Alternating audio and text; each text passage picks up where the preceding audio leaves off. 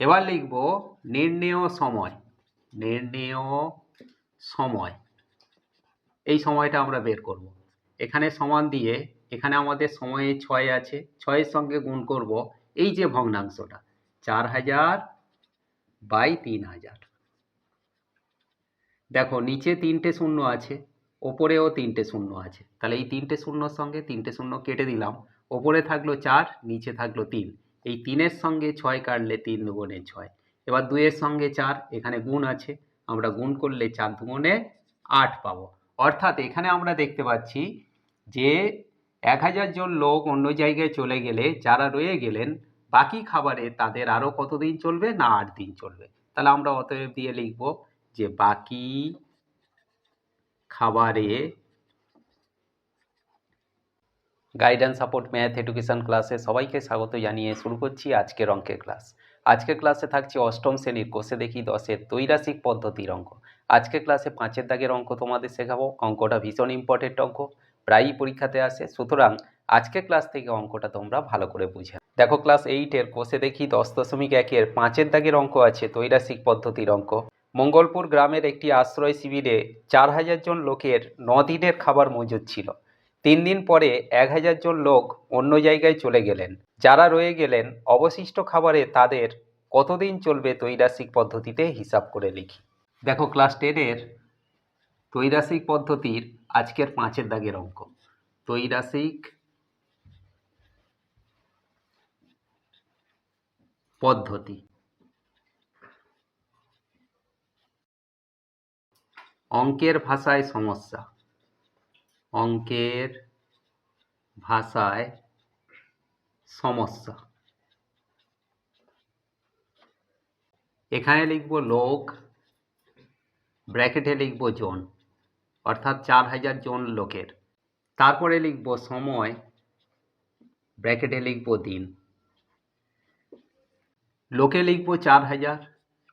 এই 4000 জন লোকের অবশিষ্ট খাবারে কতদিন চলতো? না মোট 9 দিনের খাবার ছিল, তার মধ্যে 3 দিন তারা খেয়ে নিয়েছে।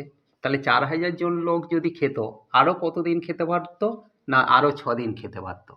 কিন্তু 4000 জন লোক এখন নেই, এর মধ্যে 1000 জন লোক অন্য জায়গায় চলে গেছে। এখানে রয়ে গেল কত? না 3000 জন লোক। এই 3000 জন লোকের যে বাকি খাবার ছিল সেটা কতদিন চলবে? এখানে আমরা দেখতে পাচ্ছি যে লোক 4000 থেকে 3000 হয়েছে, মানে লোক কমে গেছে। সময় তাহলে কি হবে? না বাড়বে, কারণ লোক যখন কমে যাবে সেই খাবারে আরও বেশি দিন তারা খেতে পারবে। তাহলে এখানে আমরা কি পাচ্ছি? কম। আর এখানে কি পাচ্ছি? না বেশি। তাহলে লোক কমলে সময় বাড়বে, কমের সঙ্গে বেশি। এমন হলে হয় ব্যস্ত সমানুপাতি। সেই জন্য আমরা লিখব যে লোকের সঙ্গে সময়ের কি সম্পর্ক? না ব্যস্ত সম্পর্ক। তাই ভগ্নাংশ হবে, ভগ্নাংশ এখানে আমরা লিখব যখন ব্যস্ত সম্পর্ক হয় তখন ভগ্নাংশ এই যে 4000 বাই 3000 আছে, এটা আমরা এইভাবে লিখব 4000 বাই 3000। এবার লিখব নির্ণেয় সময়। নির্ণেয় সময়, এই সময়টা আমরা বের করব।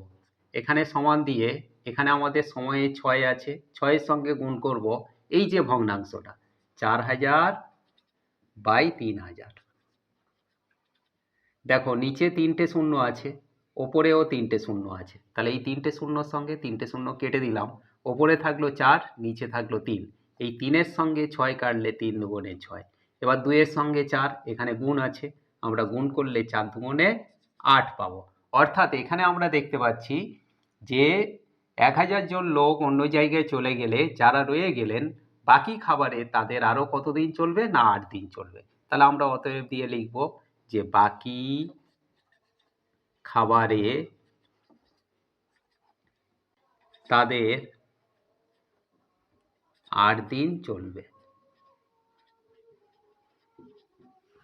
আশা করি আজকের ক্লাস থেকে ত্রৈরাসিক পদ্ধতির এই ইম্পর্টেন্ট অঙ্কটা তোমরা ক্লিয়ারলি বুঝতে পারলে। এমন সব অঙ্কের সহজ সরল ভিডিও পাওয়ার জন্য অবশ্যই গাইড অ্যান্ড সাপোর্ট চ্যানেলটিকে সাবস্ক্রাইব করে সঙ্গে থেকো। দেখা হচ্ছে পরবর্তী ক্লাসে।